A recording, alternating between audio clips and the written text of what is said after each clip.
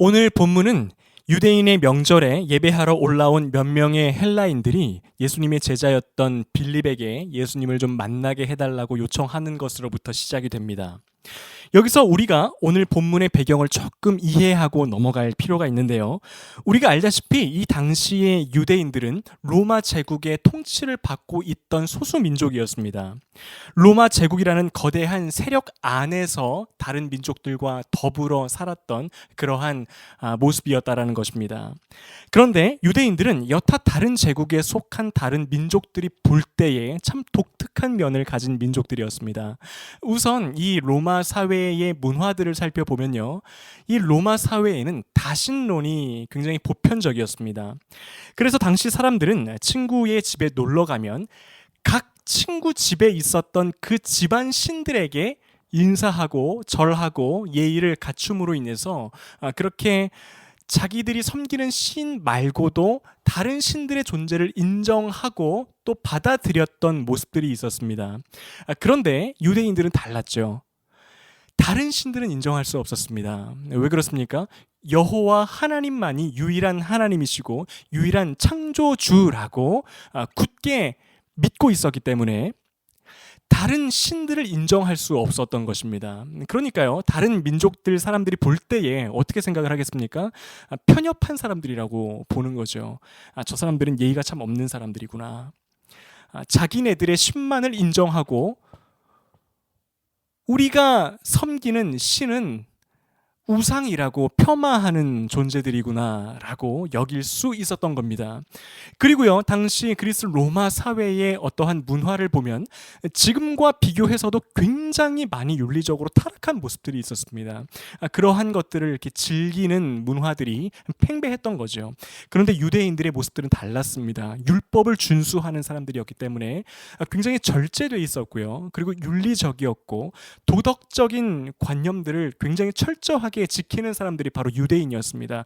그러다 보니까 어떠한 로마 제국에 속한 사람들은 이렇게 생각을 했어요. 저 사람들은 정말 사회에 대해서도 배타적이고 사람들과 어울리려고 하지도 않고 이 그리스 로마의 문화와는 전혀 어울리지 않는 사람들이라고 여기고 유대인들을 굉장히 배척하는 일들이 있었습니다. 그런데 그것이 전부가 아닙니다. 어떠한 사람들은요, 반대로 이렇게 유대인들의 구별된 모습 때문에 하나님에 대한 신앙을 갖게 된 이방인들도 있었습니다. 유대인들의 구별된 모습에서 세상에서는 보지 못했던 어떠한 것들을 보게 되고요. 저들이 믿는 하나님은 도대체 어떤 분이시기에 이 사람들은 이렇게 구별된 모습으로 살아가는가라고 하는 감명을 받고, 비록 자신은 이방인이지만 하나님을 경외하는 사람들로서 결단을 하고 유대인의 명절이 되면요, 자기들도 하나님께 예배를 드리러 예루살렘 성전으로 올라갔던 모습들이 있었던 겁니다. 오늘 20절에 보여지는 이 몇 명의 헬라인들도요, 바로 이러한 사람들 가운데의 일부였습니다. 여러분, 당시와 마찬가지로 오늘날에도 교회와 성도들을 향하여 부정적인 시각으로 보는 분들이 존재합니다. 그래서 한때 여러 교회들 사이에서요, 이러한 움츠림들이 있었습니다. 세상 사람들이 교회와 성도들을 조롱하는 이유는, 부정적으로 보는 이유는 우리가 그들과 다르기 때문입니다. 그래서 우리가 세상에 더욱 우리의 모습을 맞춥시다 라고 하는 움직임들이 있었습니다. 그들이 교회를 바라볼 때 이질감이 들지 않도록 교회의 문턱을 낮추자는 겁니다. 사실 이러한 시도 자체는 굉장히 좋은 의도에서 시작된 것입니다. 어떠한 교회의 문화가요, 우리에게는 익숙하지만 세상 사람들이 볼 때에는 낯설 수 있기 때문에 더 많은 사람들을 포용하고 품기 위해서 세운 전략입니다. 그런데 지난 여러 세월 동안 교회들이 계속 이러한 방향으로 이러한 포커스를 가지고 집중해서 가다 보니까요, 예상치 못한 부작용들도 생겨나기 시작했습니다. 세상에 맞추는 것에 관심을 가지고 가다 보니까 교회와 성도들이 점점 더 세속화되어져 가고요, 강단에서는 복음의 메시지나 회개에 대한 선포가 있기보다도 어떠한 심리학 강의라든지 또 세상 사람들이 들었을 때 거북함이 없는 세련되지만 가벼운 메시지들이 줄을 이루게 되었던 겁니다. 이렇게 해서라도 사실 그 회심한 그리스도인들이 늘어가면 그래도 좀 위안을 삼을 수 있겠지만 그 결과 세상 사람들의 눈에 교회가 어떻게 보이게 됐느냐 하면 더욱더 매력을 잃어버리게 된 거예요. 우리가 세상에 맞추면 사람들이 마음 문을 열 거라고 생각을 했는데 그렇게 해서 쭉 달려왔는데 결국 결과를 보니까요. 오히려 세상 사람들이 교회를 향한 시선에서 그 매력을 더 느끼지 못하는 결과로 이어졌다라는 겁니다. 왜냐하면 세상 사람들은요, 교회의 문을 두드릴 때 이러한 기대를 가지고 찾아옵니다. 여기에 가면 그리스도인들과 함께 교제하면, 그들과 함께 더불어 살아가면, 그들이 섬기는 하나님을 나도 믿는다면 세상에는 없는 것들을 내가 경험할 수 있을 거야. 그들이 믿는 하나님과 그들이 말하는 진리와 그들의 삶에는 세상에서 발견할 수 없는 것들이 있을지도 몰라. 이러한 기대를 가지고 교회에 온다라는 거예요. 근데 막상 와보니까 교회에서는 거꾸로 이야기를 하는 겁니다. 우리는 세상과 다르지 않습니다. 보십시오.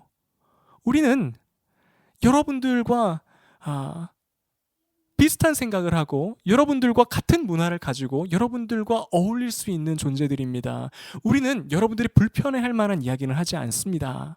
이렇게 굉장히 수용적인 모습으로 다가오지만 사실 어떠한 구별됨을 기대했던 사람들에게는요, 실망감을 안겨주는 거예요.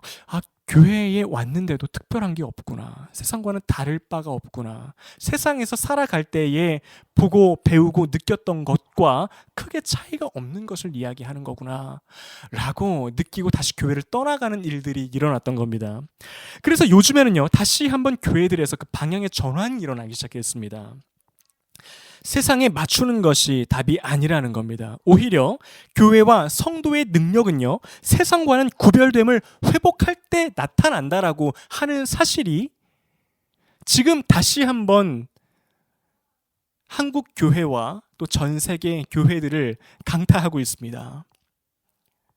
우리가 세상에 맞추어 가는 것이 아니라 구별된 존재로서 세상을 품어낼 때에 성령님께서 강력하게 역사하시다라는 겁니다. 그리고 실제로 이러한 구별된 모습으로 살아가는 성도들과 교회에 성령님께서 영적으로 불같이 역사하시는 모습들이 나타나면서 이것이 점점 더 사실이라는 것을 증명해내고 있는 현실입니다. 여러분, 우리 각 개인의 삶에 있어서도요, 동일합니다. 정말 내 삶 가운데에 성령님의 놀라운 역사하심을 경험하며 살고 싶다면 우리는 가장 먼저 성도의 구별됨을 회복해야 합니다. 가정 생활도요, 직장 생활도요, 그리고 나의 어떠한 다른 사람들과의 관계도, 도덕적인 관념도, 또한 물질관도 세상과는 구별된 모습으로 존재할 때 거기서부터 복음의 능력, 성령님의 역사가 나의 삶에 나타나기 시작한다라는 겁니다. 왜냐하면 성령님은요, 한 사람을 통하여 세상 가운데 역사하실 때 구별됨을 통해 역사하시기 때문입니다. 그런데 막상 저를 포함한 수많은 그리스도인들의 모습을 보면요, 사실 이런 구별됨이 삶에서 굉장히 흐릿해져 있는 것을 볼 수 있습니다.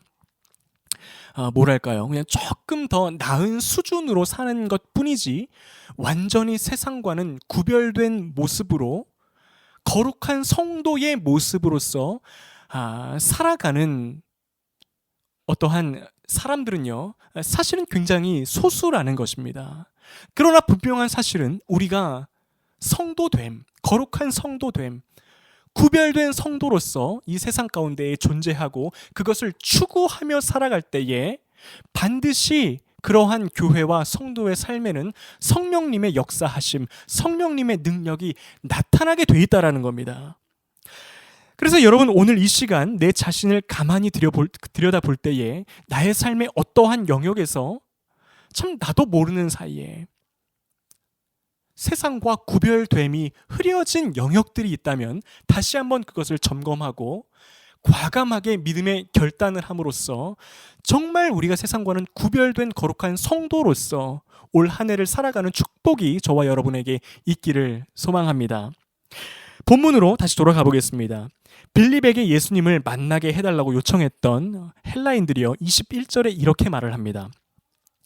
선생이여, 우리가 예수를 배웁고자 하나이다 하니, 여기서 배웁고자 하다, 배웁다라고 하는 단어를 원어로 보면요, 단순히 호기심에 만나다 이러한 의미가 아니고 면담하다, 상담을 요청하다라는 의미로 사용되어집니다. 그러니까 이 헬라인들이요, 예수님을 만나고자 했을 때 그들은 나름대로 자기 안에 있는 영적인 갈급함을 예수님을 통하여서 해결함 받고자 했습니다. 그러한 마음들이 있었다라는 거예요.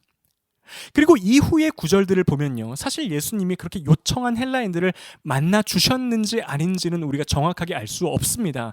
말씀하고 있지 않기 때문이에요. 하지만 예수님께서는요, 이렇게 이방인들이, 유대인이 아닌 이방인들이 예수님께 찾아와서 진리에 대하여 갈급한 심령으로 면담을 요청했다라고 하는 그 사건을 보시고 이제 예수님의 그 때가 가까이 왔음을 선포하십니다.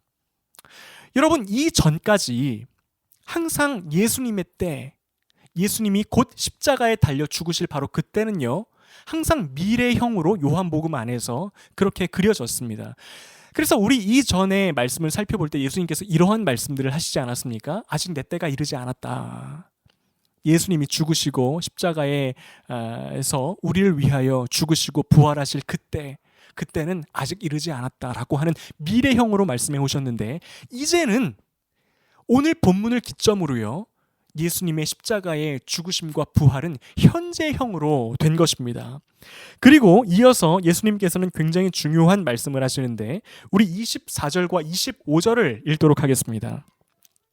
내가 진실로 진실로 너희에게 이르노니 한 알의 밀이 땅에 떨어져 죽지 아니하면 한 알 그대로 있고 죽으면 많은 열매를 맺느니라. 자기의 생명을 사랑하는 자는 잃어버릴 것이요 이 세상에서 자기의 생명을 미워하는 자는 영생하도록 보전하리라. 여기서 예수님은요, 두 가지 말씀을 하십니다. 먼저는 예수님 자신이 바로 땅에 떨어져 죽는 한 알의 밀이라는 것입니다. 예수님께서요, 한 알의 밀알이 되심으로 인해서 우리가 생명을 얻게 되었고, 예수님이 자신의 전부를 우리에게 내어주심으로 인해서 우리는 모든 것을 가질 수 있게 되었습니다. 예수님께서 아버지 하나님께 대하여 자기 부인과 순종의 길을 걸어가셨기 때문에 풍성한 생명의 열매가요, 이 땅 가운데에 임하게 된 것입니다. 그리고 예수님은 우리에게도 주님이 걸어가셨던 그 길로 걸어올 것을 초청하십니다. 예수님을 믿는 우리도요, 예수님을 따라서 나 자신을 부인하고 순종의 길을 걸어갈 때에 진정한 하늘의 복을 경험케 될 것이라는 말씀을 주님께서 하고 계시는 겁니다.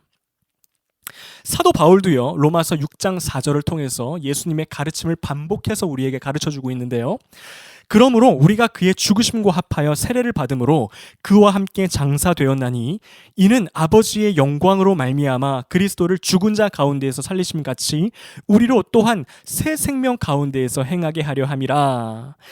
예수님이 앞서 걸어가시고 우리에게도 초청하신 바로 그 길, 곧 나의 자아를 버리고 순종의 길을 따라서 걸어갈 때 주님이 이루신 우리의 축복, 하늘의 복, 진정한 기쁨이 내 삶 가운데 풍성한 열매로 맺혀지게 될 것이라는 이야기입니다.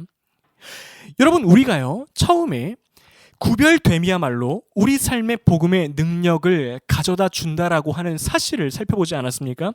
우리가요, 내 삶 속에서 추구해야 될 구별됨이 사실은 영역별로 굉장히 많이 있습니다.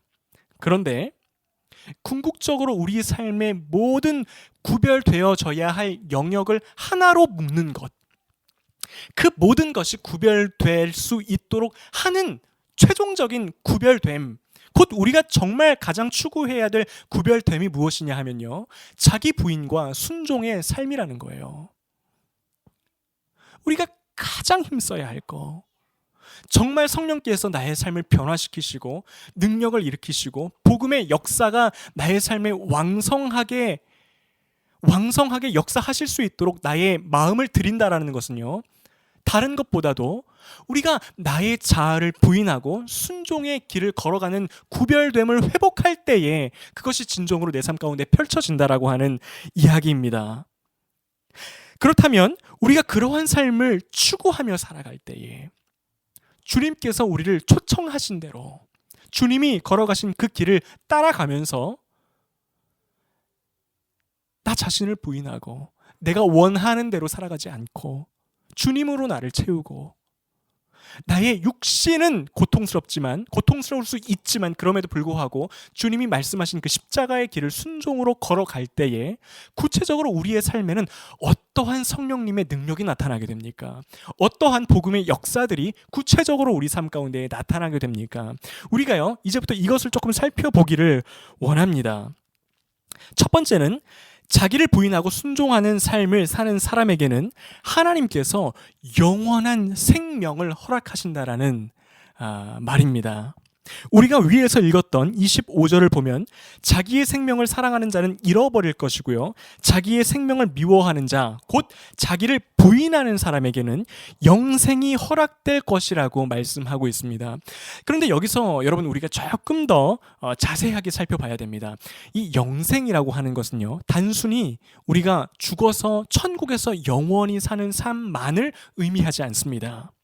현재와 미래를 포함해서 영원한 생명의 근원 되시는 하나님의 축복 아래에 있는 모든 삶을 가리켜서 영생이라고 말하고 있어요. 현재에서부터 영원의 그 미래의 순간, 부활의 육신을 입고 주님과 함께 더불어서 영원히 사는 그때까지를 바라보고 하나님이 베푸시는 무한한 삶의 축복, 그것을 누리는 삶이야말로 영생을 입은 자가 누리는 삶이라는 것입니다. 즉 영생을 허락받은 사람은요, 이 땅을 살아가면서도 하늘의 복을 받아 누리면서 살게 됩니다. 반대로 영생을 얻지 못한 사람은요, 이 땅에서의 삶에 매이게 돼요. 눈에 보이는 나의 어떠한 유익과 공급되어짐이 사라지면 불안해할 수밖에 없습니다. 왜냐하면 영생을 경험하지 못했기 때문이에요. 하늘로부터 오는 축복을 경험하지 못했기 때문에 이 땅에서의 삶에 매일 수밖에 없어요. 늘 마음 한구석이 불안하고 두렵고 그로 인해서 이렇게 강박한 마음을 가지고 살아갈 수밖에 없는 것이 영생을 아직 경험하지 못한 사람들이 갖는 심정입니다. 하지만 정말로 자기 자신을 부인하고 순종의 길을 걸어감으로 인해서 영생의 축복을 허락받은 사람은요, 당장 내 눈 앞에 있는 고난이 아무리 극심해도 부족해 보여도 조금 불편할 수는 있겠지만 약간의 염려는 될 수 있겠지만 거기에 무너지지는 않는다라는 겁니다. 왜 그렇습니까? 땅에 있는 보이는 모든 것이 메말라 가도 하늘의 축복이 여전히 나를 덮고 있고요, 하늘에서 우리를 지켜보시며 궁극적인 생명을 공급하시는 하나님의 역사가 나에게 임할 것을 기대하고 있기 때문에 무너짐 없이 훨씬 더 가벼운 마음으로 살아갈 수 있는 것이 바로 영생을 선물로 받은 사람의 모습이라는 겁니다. 그리고요, 이러한 사람은 죽음도 두려워하지 않습니다. 주님이 주신 영생의 축복은 영원까지 이어질 것이기 때문에 사실 이러한 믿음은요, 우리로 하여금 이 땅에서의 삶 또한 담대하게 살아갈 수 있도록 만들어줍니다.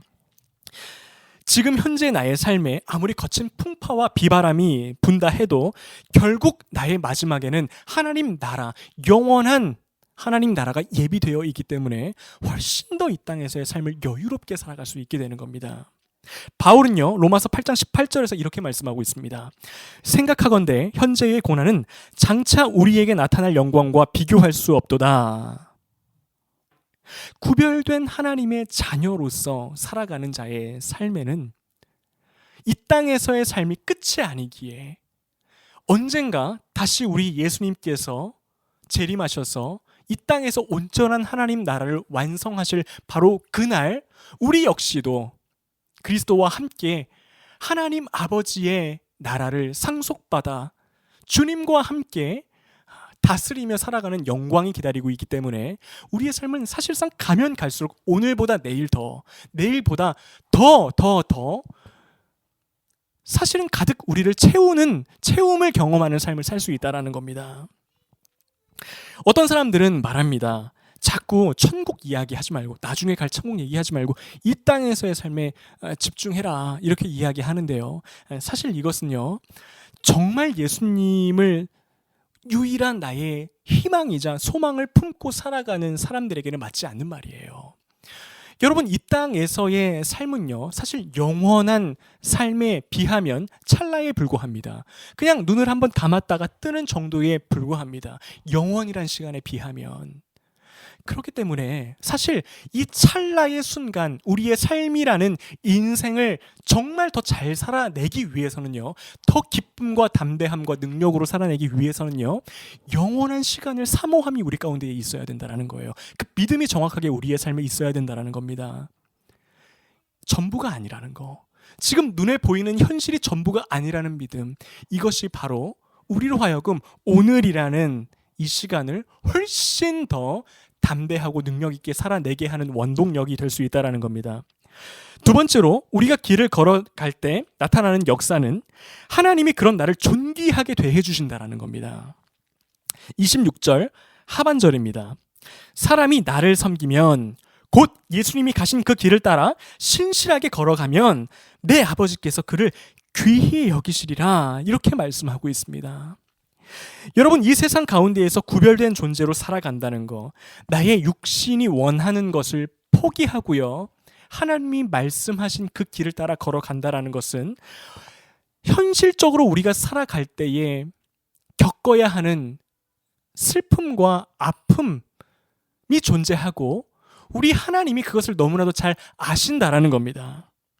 많은 사람들이요, 자기를 위하여 살면서 세상적으로 좋은 것을 누리며 살아가는 사람을, 참 우리 그리스도인들은 어떤 경우에는 십자가를 지고 그것을 이렇게 바라봐야 되는 순간들이 있어요. 그런데요, 우리 하나님이 그러한 우리를 바라보고 계시다는 사실이에요.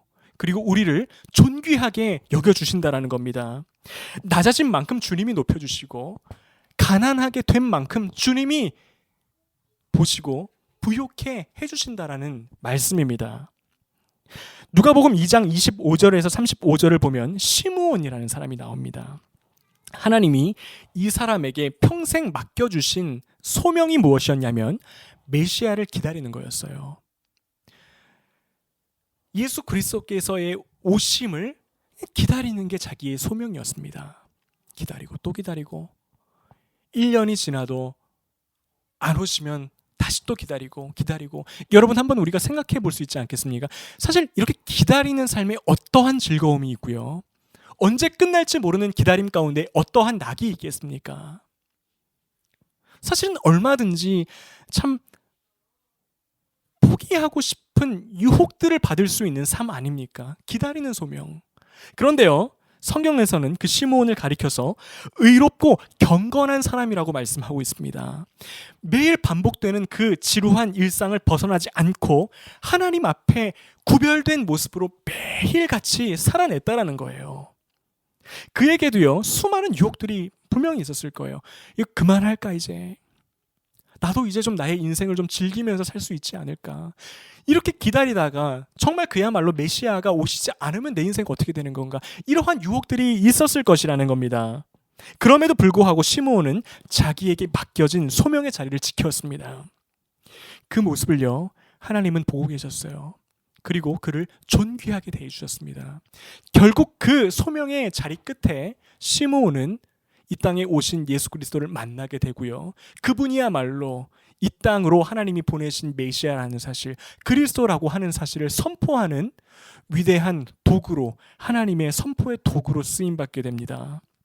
그리고 오는 날까지 이 시므온의 모습은요, 수많은 기독교인들 가운데에 굉장한 도전을 주는 존재로, 하나님께서 사용하신 주님의 인물들로 우리에게 교훈을 주는 통로로 사용되고 있다는 겁니다. 이제 여러분, 결론을 맺겠습니다. 자기를 부인하고요, 순종의 삶을 사는 것은 이처럼 놀라운 축복의 삶을 우리에게 가져다 줍니다. 그런데도 불구하고 사탄은 우리에게 끊임없이 속입니다. 이러한 삶을 살지 못하도록 만들어요. 힘든 삶이라고 이야기합니다. 나 자신을 부인하고 순종의 길을 걸어가는 것은 고통스러운 삶이라고 속입니다. 마치 하나님이요, 우리를 괴롭히시기 위해서, 우리의 즐거움을 가져가시기 위해서 우리에게 이러한 것들을 요구하시는 것이라고 우리의 마음속에 끊임없이 속삭입니다. 그러나 여러분, 우리가 이럴 때에 반드시 기억해야 합니다. 이것은요, 그냥 거짓말일 뿐이에요. 사실 그렇지 않습니다. 우리가 걸어가는 이 믿음의 길, 십자가의 길은 언뜻 보기에는 힘든 길 같지만 사실은 이미 우리 예수님께서 앞서 걸어가시며 길을 만들어 놓으신 것을 우리는 그저 따라가는 것뿐이라는 겁니다. 마태복음 11장 29절에서 30절에 이렇게 기록되어 있습니다. 나는 마음이 온유하고 겸손하니 나의 멍에를 메고 내게 배우라. 그리하면 너희 마음이 쉼을 얻으리니 이는 내 멍에는 쉽고 내 짐은 가벼움이라 하시니라. 우리가 예수님을 따르겠다라고 결단할 때, 그 길을 걸어갈 때 우리는 내가 참 힘든 결정을 했다라고 생각을 하지만 사실 막상 그 길을 걸어보면요, 마음의 쉼을 얻는 길이라는 것을 알 수 있어요. 이게 축복의 길이었구나. 이게 바로 주님이 채우시는 길이었구나. 세상에서는 경험할 수 없었던 평안이 있는 길이구나. 이렇게 기쁘고 가볍고 즐거운 길이었구나 라고 하는 것을 알게 된다는 겁니다. 여러분, 오늘도 예수님은 저와 여러분을 자기 부인의 삶, 순종의 길로 초대하고 계십니다. 여러분, 우리가요, 기쁜 마음으로 주님의 초청을 받아들임으로 인해서 구별된 모습으로 이 땅을 살아갈 때에 주님이 주시는 놀라운 능력의 역사들이 우리의 삶에 너무나도 풍성하게 맺혀 나갈 것을 확신합니다.